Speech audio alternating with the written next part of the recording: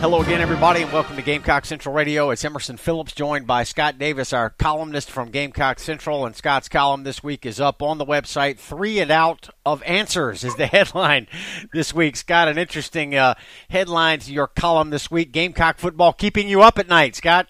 No doubt about it. This week was another tough one. I really felt like the Gamecocks had an opportunity to win this football game, and unfortunately, for whatever reason, as I was sitting there watching in the fourth quarter, I just didn't believe they were going to. I have to be honest. I wasn't feeling like somebody was going to step up and make a play on offense, and they didn't. And unfortunately, the defense at that point had just been on the field for most of the entire evening and finally began to succumb to constantly having to get back out there. At one point, as I write in the column, with the game literally on the line, South Carolina leading by 10 in the second half, the Gamecocks went 3 and out 4 consecutive possessions, and that's just how you get beat on the road in the SEC. Yeah, the defense was tired at that point. There's been a lot of talk about that early in the week here in the aftermath of the Gamecocks' loss to Texas A&M. Scott, why do you suppose that even though the Gamecocks had a 10-point lead, you had a sneaking suspicion that the Aggies would come back? You just didn't feel like Carolina would win. Why do you suppose that is? Well, I just, having watched this offense this year, particularly without Deebo Samuel, there just isn't a lot of big play ability there.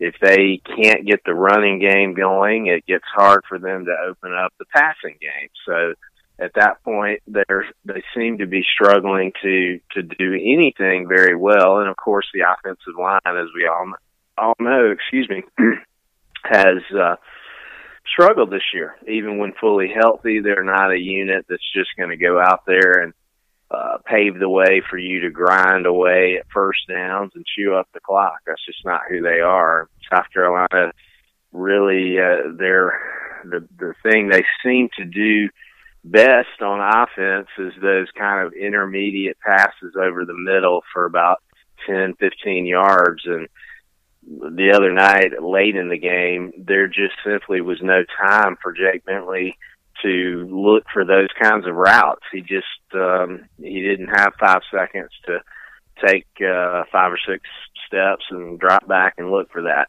And when they can't do that, there's not a whole lot they can do very well on offense. And so that's why I just didn't have a great feeling about them coming up with a big play there at the end of the game, even though they were facing a defense that quite honestly is not very good.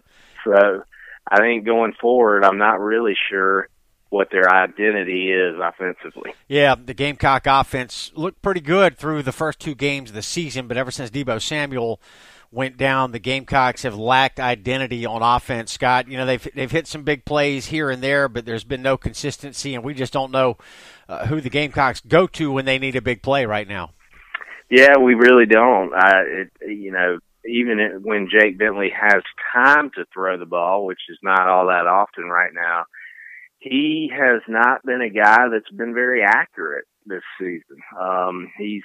A lot of balls seem to be sailing on him.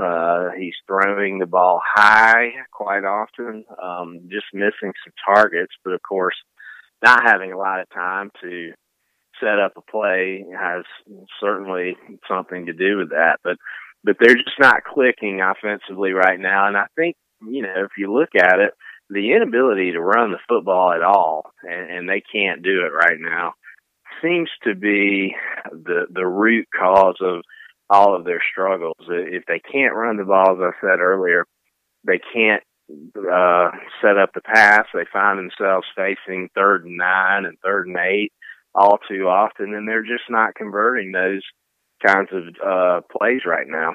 So where they go from here, what they try to do, I really don't know.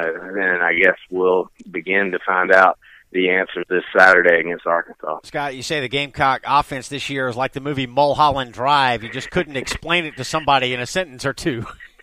Yeah, and the thing about it is, with that movie, I can't explain it, but I feel like I understand it.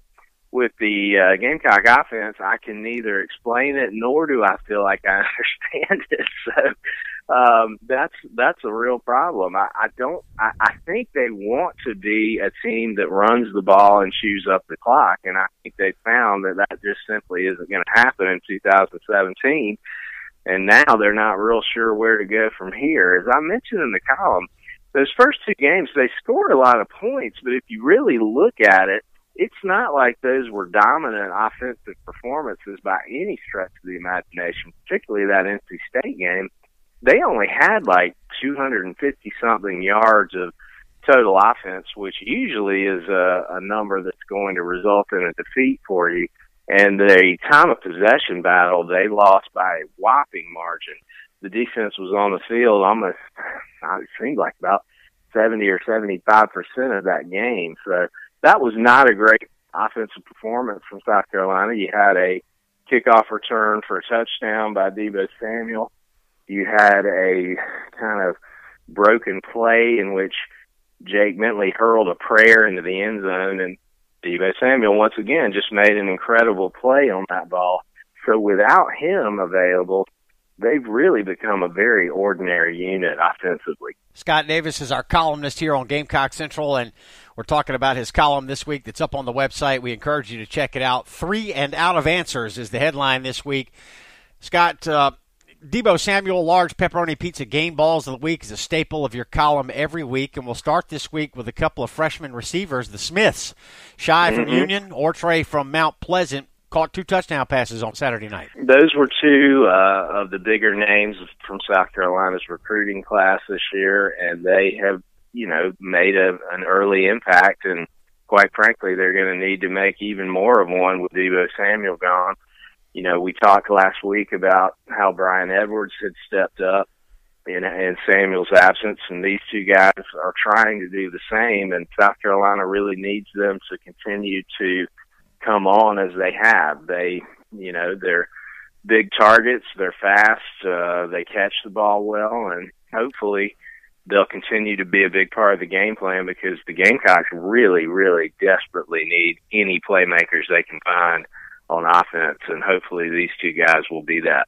On defense, Scott, another freshman had his best game so far as a Gamecock, and that's Jam Williams. Yeah, he made a lot of tackles, had a couple for loss, and earlier this season there were a couple of times when in coverage he really did struggle a little bit to contain the receivers that were being thrown at him, but that did not happen Saturday night. He had a very solid game, his best in a Gamecock uniform, and the defense as a whole really played well enough for South Carolina to win.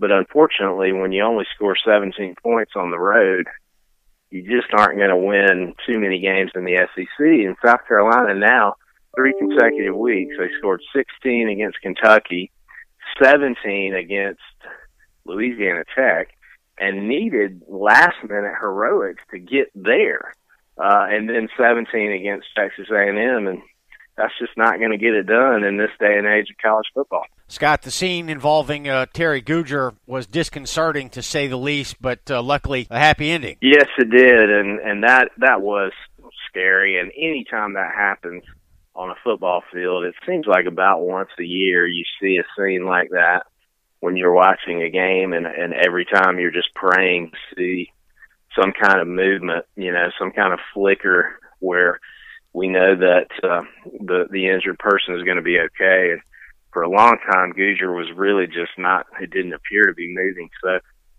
he gave the crowd a thumbs up on his way out of the stadium, which was a good sign. Unfortunately, we learned after the game he was up and about, moving around, even actually returned to the game and was in the locker room. So hopefully going forward, he's going to be okay, but those are always scary. Plenty of deflated balls to hand out this week as well, and we'll start with the inconsistency of the Gamecock offense. Well, it was just a lot of 3 and outs. I mean, they started the game with a series of 3 and outs, and they ended the game with a series of 3 and outs. The beginning of the game, couldn't get anything going for a while, and then they fortunately pick up a fumble at the 29-yard line. They need to pick up a mere couple of first downs, and they're in the end zone, and they couldn't do it. And then they missed a field goal. And that kind of sums up where South Carolina's been on offense for most of 2017. They just, there's no consistency. They do look good at times, as we saw. Jake Bentley had a fantastic second quarter. And I still believe there are a lot of weapons on that side of the ball. I felt like during the August practices, as I noted in the column, we kept hearing over and over again that South Carolina was fairly loaded on offense, and that seemed to be the side of the ball that most folks were excited about. The hope was that they could score enough points to win games, because the feeling was that the defense was inexperienced and young and would struggle this year. And that hasn't been the case. They played well enough defensively to win every game that they played this year, and unfortunately they're 3-2. Scott, you're from Greenville originally. You grew up around Clemson fans, and you have recently moved to Atlanta, and you're now surrounded by Georgia Bulldog fans. And you give yourself a deflated ball this week for having an unbelievable knack for living around insufferable fans right as they're at their most insufferable. I am, if we're going to talk about a particular talent that I have, for some reason it is to live amongst college football's most evil, villainous fans.